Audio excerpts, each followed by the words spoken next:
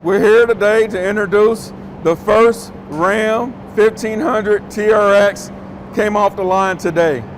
It is Motor Trend's Truck of the Year. This is the second truck at this facility, built at this facility, that has won that prestigious award. This plant has come a long way.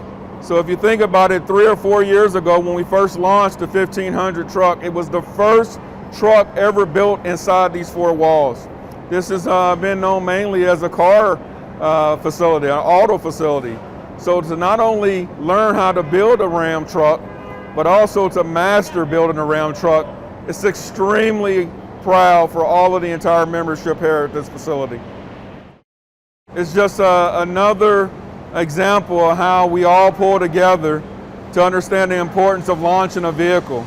It takes a lot of man hours to do such a thing, but more importantly, it takes a full membership to be engaged. Not only to understand everything that comes along with the launch, but to actually put the vehicle together as well. So I think they're extremely proud to see and hear this vehicle come off the line.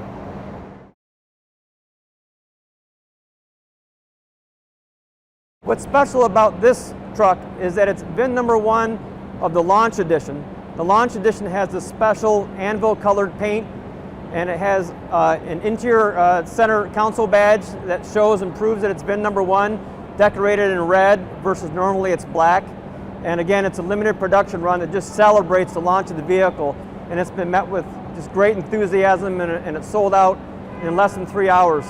So today is a very symbolic day of the first one coming off the line. The membership here at Sterling Heights Assembly Plant has just been outstanding, as witnessed by the quality awards we've been receiving. J.D. Powers, as well as others, are really recognizing that Ram has come a long way in recent years, and it's all because of what the team here at Sterling Heights Assembly Plant has been doing, our engineering community. It's really getting accolades in the market, and we just couldn't be more proud of the overall team here.